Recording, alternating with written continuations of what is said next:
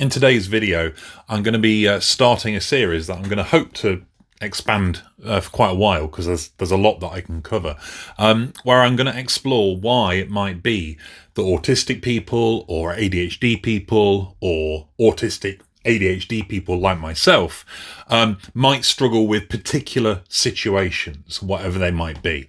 There are so many that I think I could see this series going for a long time. We're going to start today with one that I think actually might end up being quite necessary for, especially for parents.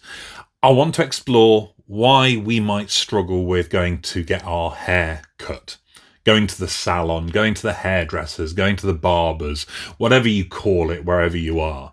I think it's fair to say that this is something that a lot of autistic people struggle with. Not all. I mean, there's never anything that's totally universal. But I think a lot do. I have just gone through it myself. That's why this is a bit shorter than it was last time I did a video. And it just made me think, okay, yeah, there are loads of little reasons why going to get your hair sorted is very challenging for neurodivergent people. So I'm going to just talk you through some of the different aspects, okay? Number one, we're going to start with a more general issue here, and that is basic organisation. And this is especially true for people who might be ADHD. Maybe less so for people who are autistic. I mean, it depends, doesn't it? Ultimately, it depends. And this is particularly key for those people that are independent, who sort themselves out, who go and get their haircuts themselves. Maybe less so for, children who get their hair cut by going with their mum and dad or whatever. The organisation aspect can cause issues because it takes a level of organisation to get your hair sorted. It just does. You have to find the time in the day. You have to make sure that you've remembered to get the money. I don't know what it's like in other countries, but in the UK, especially in those more informal hairdressing places, they tend to be cash only.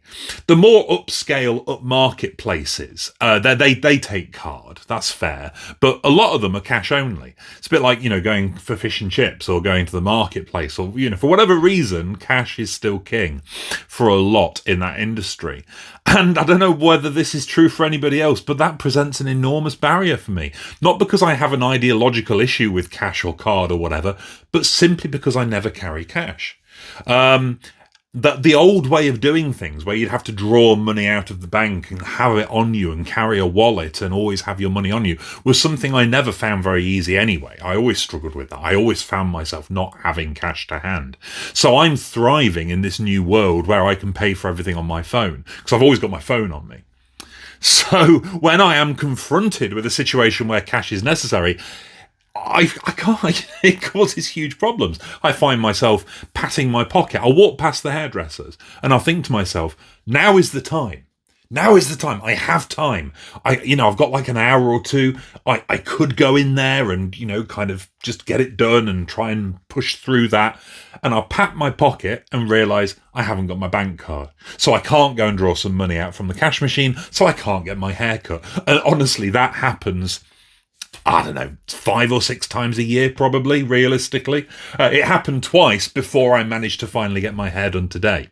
And that's just one aspect of the organisation of it. I mean, being male, I'm lucky that I can tend to just walk into a hairdresser's and just wait for my turn, which in itself is a problem because as an ADHD person, queuing and waiting is very hard. But if you are having to book an appointment, if you want something a bit more involved doing, like a dye job or something, I don't know what people do, obviously. But if that is you, then that's another layer of complexity, which, to be honest, ADHD people in particular just can really struggle with. Just being organised enough to be able to make that happen can be hard. So that's one aspect. Another aspect, and this is one that's more often talked about, is the sensory experience of being in that chair, having your hair cut. And obviously the sensory experience of all autistic people is very different. It's much like a fingerprint. We have a unique sort of sensory profile. But I think it's fair to say that a lot of autistic people will have some of their sensory sensitivities triggered by the environment of a hairdresser's or salon. I mean, just going off my experience this morning, you've got various things. Obviously, you have got the discomfort of being kind of sort of trapped in the chair. You know, you sit down in what is actually quite a encompassing seat, and then of course they drape the cloak of doom around you, where your arms are kind of held down. Now, I'm aware, because I've seen it, that some people are confident and comfortable enough to remove their arms from underneath the cloak of doom and play on their phone or whatever. And I have nothing but respect for the people that do that. I, unfortunately, for whatever reason, am too shy or something to do that. I don't know why. I don't know what it is. I feel like I've got to keep my arms under the cloak because that's what the hairdresser does to me. They don't say to me, oh, you can take your arms out, you know, you can keep them free. They purposefully put the cloak over my arms. So I just kind of feel like, okay, well, I better play along. You know, after all, they are going to be setting about my head with sharp implements in a moment, so I don't want to annoy them. So I keep my hands very firmly underneath the blanket, as it were. And I don't like that because I've got nothing to do then. All I can do is kind of stare at my reflection in the mirror, which is not something I enjoy. Or what I often tend to do instead is kind of study the stuff that's kind of scattered on the worktop or whatever in front, you know, where they keep all their scissors and combs and stuff. I just find myself kind of fixating on that stuff. But that is an uncomfortable feeling, being hemmed in like that, being held down. You might want to kind of stim a bit, and you just feel like you can't. You feel like you have to stay very still, especially because if you do move, I often, you know, it's not really a stim, it's more a response to headaches, I think, but I tend to, you know, move my head a lot to try and crack my neck. And, you know, you do that and the hairdresser's like, stop it, you know, keep your head still kind of thing. And you just feel very stuck, which isn't fun. Then you've got the sound, various noises, the noise of the clippers if they're being used, the weird staccato rattle of the scissors as they, you know, snip, snip, snip, snip, snap, snip, snap. That can be a bit too much. The noise of the music in the background, the other people talking, lots of small talk going on, of course. I'll come to that in a minute. But there's a lot of sound, all of which tends to clash. And as we know, hopefully at least, autistic people in particular, we struggle to filter that sound out. We'll take it all in. Even though we don't really want it, it will all crowd into our brains. Our brains are like, yeah, take it all in. I need to know all of this. And another part of our brain is like, no, I don't need to know what those people are talking about. I don't want to focus on the sound of scissors. I want to, you know, merrily sit quietly in my own head, you know, and take advantage of this moment of kind of freedom, you know, at least when you are getting your hair cut, you can't be expected to do anything else. So you can just, you know, in an ideal world, you should be able to kind of just relax a little bit and enjoy the piece. But of course you can't when you've got an autistic sensory sensitivity. You've got the smells of all of the sprays and the waxes and the dye. You know, some of those smells are very strong. Some hairdressing smells are very strong indeed. And even then you've got things like the perfume or aftershave of the person cutting your hair, because I don't know about you, but that's about as close as anyone ever gets to me when somebody's cutting my hair. You know, and you can get a real full face of whatever scent they are wearing, and that's a lot when you're already kind of strapped in, and then you've got smells and you've got noise. It's just an awful lot to deal with. The lighting is often very bright. There's often lighting around the mirrors. You can't often wear sunglasses if that's something you do to mitigate that, because you've got to take them off because they're, you know, doing things in this general area. So that's all very difficult indeed. Then you've got the touch issue. You know, if you are an autistic person with real touch sensitivity who doesn't like to be touched, for example, well, you can't avoid it when you're having your hair cut. You know, first of all, you've got the obvious touching of the hair and the head, which is unpleasant because your scalp can be very sensitive indeed. But you've also got, you know, like when they're leaning over you and, you know, I don't want to, you know, it's just something that can be very, very uncomfortable indeed. So if you are, for example, a non-autistic parent with an autistic child who struggles with this, these are some reasons why. You know, this is why it can be really, really tough to deal with. And then we've got the small talk, which I can't ignore. It's such a fundamental part of this. And it's also one of those things that I think we are more probably aware of. It's almost become a bit of a meme or a trope at this point that the small talk of hairdressers is very difficult for autistic people, but it is. I've spoken a lot, many times now, about the fact that small talk just doesn't seem to be part of the autistic person's social toolkit, for whatever reason. I'll probably do another video on that one day about exactly why, what's going on there. But yeah, small talk just doesn't feature as part of our method of communication for many of us, most of us perhaps.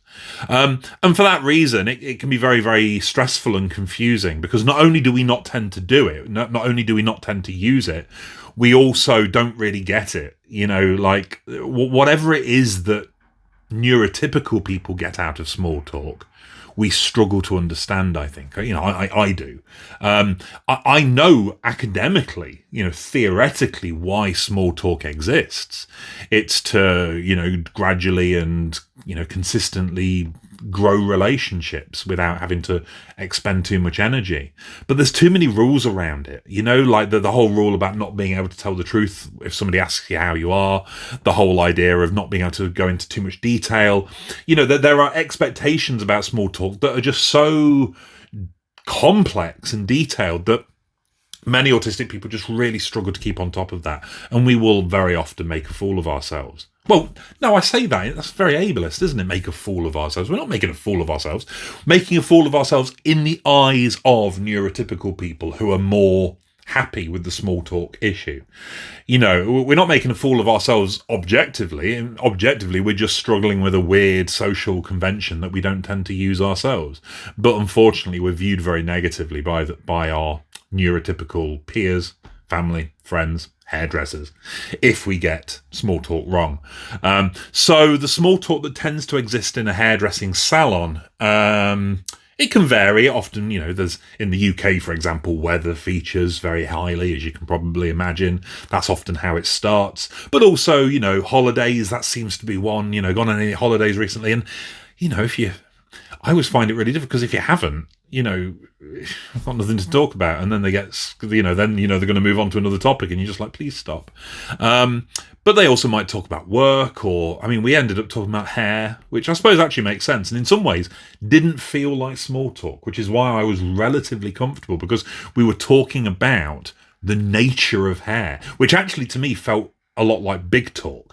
Like it actually had a purpose. We were talking about, what grey hair signifies, and what, how going bald can affect things, and what dyeing your hair is like. It was actually it wasn't small talk. It was a proper conversation. And I actually felt relatively comfortable with that. Not totally, because I'm social interaction with anyone is difficult, but it was more comfortable than just bland small talk. So I'm grateful for that, to be honest. But often it really is just very empty small talk, which is completely free of any real content, and that's difficult to deal with.